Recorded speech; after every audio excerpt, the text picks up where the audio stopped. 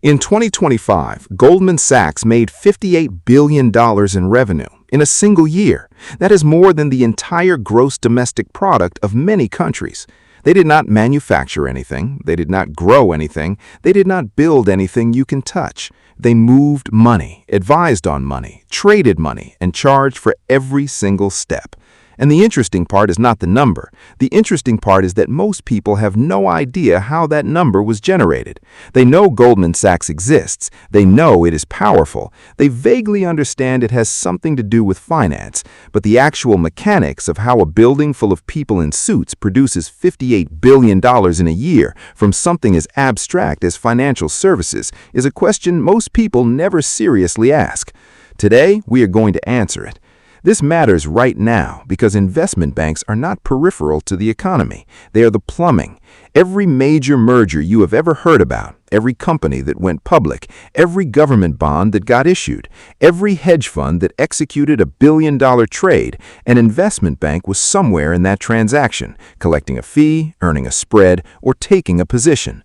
Understanding how they make money is understanding how the largest financial decisions on the planet actually work. Let's start with the part most people have heard of but few people actually understand: advisory fees. When a large company wants to buy another large company, it does not simply call them up and make an offer. It hires an investment bank to run the process. The bank advises on the strategy, the valuation, the negotiation, the structure. It manages the entire deal from beginning to end. And when the deal closes, the bank collects a fee, usually a percentage of the total transaction value. On a billion-dollar merger, that fee might be somewhere between $5 and $15 million. On a $10 billion deal, the numbers get considerably larger. Goldman Sachs's advisory revenue alone surged 41% in the fourth quarter of 2025. One quarter, 41% growth, just from telling companies how to buy each other. The irony is that the bank does not take any risk in that transaction. It advises, it earns. Whether the deal succeeds in the long run is largely the buyer's problem. Now let's move to the second revenue stream: underwriting. When a company wants to raise money from the public, it sells shares. This is called an IPO, an initial public offering.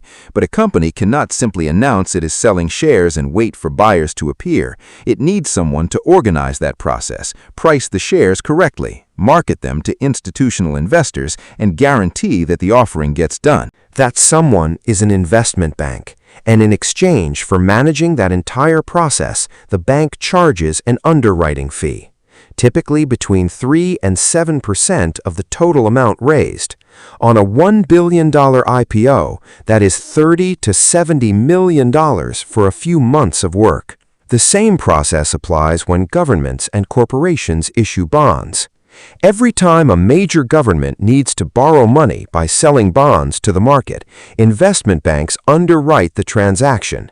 They take the bonds, sell them to institutional investors, and collect their fee in the middle. In 2025, Goldman was lead advisor on the SpaceX IPO. One deal, hundreds of millions of dollars in fees. The bank did not build the rockets, it just managed the paperwork of selling the ownership.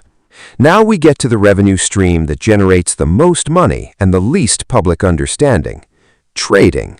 Investment banks operate massive trading desks that buy and sell financial instruments on behalf of clients: stocks, bonds, currencies, commodities, derivatives, and instruments so complex they require entire teams of mathematicians to price them. The bank sits in the middle of these transactions as what is called a market maker. A buyer needs to sell, a seller needs to buy. The bank facilitates the transaction and earns the spread between the two prices. That spread sounds small. Sometimes it is fractions of a percent. But when you are facilitating millions of transactions across trillions of dollars of volume every single year, fractions of a percent become billions of dollars. Goldman's equities trading revenue alone hit $4.19 billion in just the first quarter of 2025. 3 months, one division, one revenue stream. Here's the part that makes most people uncomfortable. Investment banks have access to the order flow of their clients. They can see in aggregate what the largest investors in the world are buying and selling before those transactions happen. That information is incredibly valuable, and the line between using that information to serve clients and using it to benefit the bank itself is a line that has been tested, crossed, and litigated throughout financial history. Since the Volcker Rule was implemented in 2014, large U.S. banks are officially prohibited from proprietary trading, meaning they cannot use the bank's own money to bet on the market purely for profit.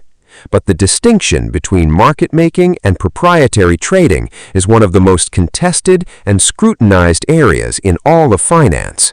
Where one ends and the other begins is not always as clean as regulators would like. Now let's talk about asset management, because this is the revenue stream that most quietly compounds over time. Investment banks manage money for institutional clients, pension funds, sovereign wealth funds, endowments, high net worth individuals. The bank charges an annual management fee, typically a percentage of the total assets managed, and as those assets grow, the fee grows with them. It requires no new deal, no new transaction, just continued management of money that is already there. JPMorgan manages assets that run into the trillions.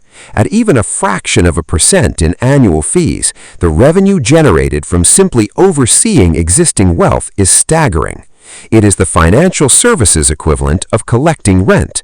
The money is already there. The fee arrives every year, regardless of market conditions. There is also something called prime brokerage. This is a service investment banks provide specifically to hedge funds. Hedge funds need to borrow money to amplify their bets. They need someone to lend them securities. They need execution services, risk management tools, and access to capital. Investment banks provide all of this and charge fees at every point. Goldman Sachs and Morgan Stanley dominate prime brokerage and generate billions annually from this single relationship with the hedge fund industry alone. Now, let's contrast the hype with the reality, because the public narrative around investment banks tends toward two extremes. Either they are celebrated as the architects of capital formation, the engine that connects money with opportunity, or they are cast as villains who engineered the financial crisis, extracted fees from companies that later failed, and enriched themselves at the expense of ordinary people. Both of these stories have truth in them, and neither one fully explains what investment banks actually are. The structural is reality. Investment banks make money by positioning themselves at every critical junction in the flow of capital. Money needs to move, deals need to happen, governments need to borrow, companies need to raise capital. Someone has to facilitate all of that, and whoever sits at the center of that facilitation gets paid. The uncomfortable part is not that they get paid. The uncomfortable part is the scale. Global investment banking revenue hit $86.8 billion in 2024. That number came from fees, spreads, and management charges on transactions that involved the retirement savings, government debt, and corporate decisions of billions of ordinary people who had no idea they were part of the calculation. Zoom out. The money investment banks manage, trade, and advise on is not abstract. It is your pension fund's equity portfolio. It is the bond your government issued to fund a road or a hospital. It is the IPO that determined how much early employees of a company you use every day were paid. Investment banks do not just sit at the edge of the economy, they sit at the center of it.